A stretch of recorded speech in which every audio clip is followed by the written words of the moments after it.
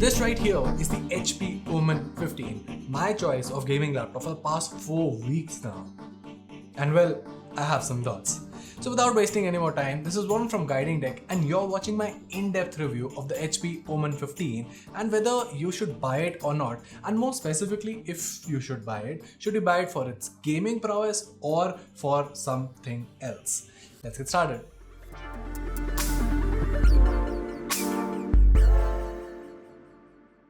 Alright, so let's start off with the display first. Right off the bat, I want to tell you that this is one of the best full HD panels that I've used on a similarly spec'd gaming machine. It's 144Hz, but what really makes me love this panel is the color accuracy here. With 95% sRGB and up to 72% NTSC coverage, this panel is not only quite bright, but is also quite color accurate. Now that is a color accuracy and a brightness factor that very rarely a lot of gaming laptops offer, especially that are well priced similar to this and offer similar specs. So yeah, kudos to HP for including a very good panel here. The overall design also extends to the fact that makes this a better budget editing machine as opposed to a gaming beast. You have a full SKU of ports here, which includes a Type-C port and a dedicated SD card reader as well, among other USB and LAN ports. Now the HP Omen isn't slim by any margin, let's get that right. Well, it is a fat 15-inch laptop for sure. Weighing in at 2.36 kgs, this thing ain't super portable. However, the plastic frame, while looking cheap at first, is actually quite sturdy here and has some rigidity to it. One thing that I will say, however, is that I'm not a fan of this hinge right here. Yes, it can go all the way to 180 degrees flat, but it is also quite loose to the point where the display will automatically start falling flat even if you have set it at an inclined angle. Now overall, I like the design here. It's simple, not exactly minimal, but it has that gamery flair to it. However, as we proceed on with this review, I'll show you how this design works better for a content creator's needs as opposed to, well, a flashy gamer who would prefer something like the Asus ROGs or the Acer Predators or something like that. Now let's talk about my favorite thing about any laptop, which is the keyboard.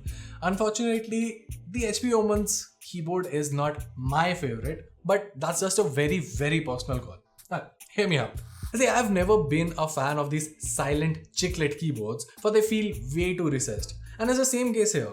Now I know this will be a divided opinion, but what I'm basically trying to say here is that if you like silent low travel keyboards, the HP Omen will be perfect for you. Me? No.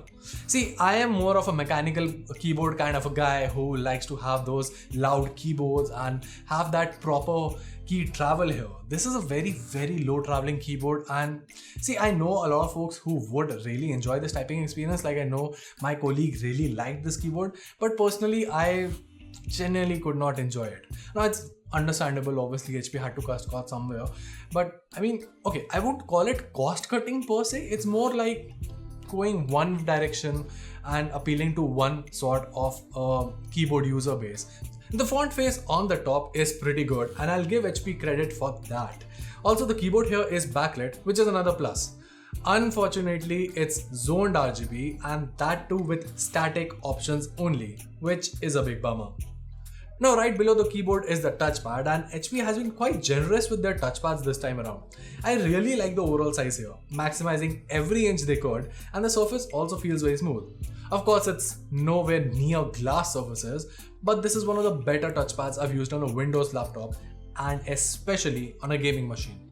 Now in terms of the audio, the HP Omen 15 comes equipped with the Bang & Olufsen branding, and I say branding because, well, it just doesn't live up to its fame. See, the B&O sound system is located under the palm rest and needs to be reflected off the table. As you would expect, the overall audio output is mediocre at its best. It tries to be a bit loud but loses out all crispness, and while there is some bass still left, I don't think anyone would really be happy with the output. Alright, so now let's talk about the main thing that we're all here for, the performance of the laptop. So our unit here comes equipped with an Intel Core i7-10750H processor, coupled with 16GB of DDR4 RAM clocked at 2933 MHz and a 1TB PCIe SSD storage. Powering the graphics is an Nvidia GeForce GTX 1650 Ti. So as a package, you already know that this specific SKU is targeted more towards content creators and not for gamers. See, keeping that GPU in mind, anything over an i5 would be an overkill. For gamers, if you are using a 1650 Ti, an i5 is definitely more than enough. So having an i7 here is only and only going to be beneficial to content creators who need that extra processing powers, especially for their renders.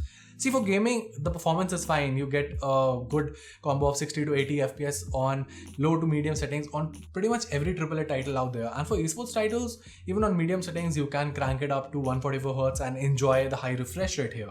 That's it. I personally think that this machine is better suited for content creators because 1, that panel is good, 2, you have a dedicated SD card and Type-C ports for more expandability, and 3, that processing power comes in really handy for video editing. I mean, for a content creator, you will be making use of that GPU's power. And the best part here is that regardless of whether you're gaming on this, whether you're gaming on the sides, or whether you want to buy it as a gaming machine, or whether you're using it as an editing rig, the laptop stays cool under all thermal conditions, which is a very big plus. Now, the major credit for this goes to the thermal department here. Digging inside the laptop, you'll find a dual fan setup with a couple of heat pipes that do an excellent job of keeping the system cool. As for expansion, both the memory cards are user upgradable, and the M2 SSD can also be swapped for something bigger if you want. Below it all, you'll find a 3-cell 52 watt battery, which HP claims should last you for 10 hours. Yeah, that was never going to happen. I mean, in my testing, it was lasting around 2 hours and some odd minutes, which is fairly decent for a gaming laptop. Though, if I'm being honest, if you wanted to, you can squeeze something closer to 3 hours from this laptop. But then again, the way I test my machines is like if I'm using it on a proper performance mode, because that is how I actually intend to use my laptop. So yeah, on a purely performance mode where you're gaming, listening to music, web browsing, editing on Photoshop, slight tweaks on Premiere, because I'm not a proper editor, my editor does the main task for me. So yeah, in that scenario, I was averaging around 2 hours, but I'm pretty sure and pretty confident in saying the fact that you can squeeze about 3 hours from this, but do not expect anything more from that. So this just brings us to the verdict. Is the HP Omen 15 worth it? Well, in India, this specific variant retails for 1.15 lakhs, which is not a bad deal. I mean, seriously, it's not a bad deal. If you compare it, the closest competitor to the HP Omen 15 is the Lenovo Legion 5i, which we also reviewed on our channel, links here and in the description box. And see, what I'm trying to say is that the Legion 5i is a more value for money laptop for most users. I mean, personally also, if I had to pick between both of these laptops, I would go with the Legion 5i simply because I prefer that keyboard.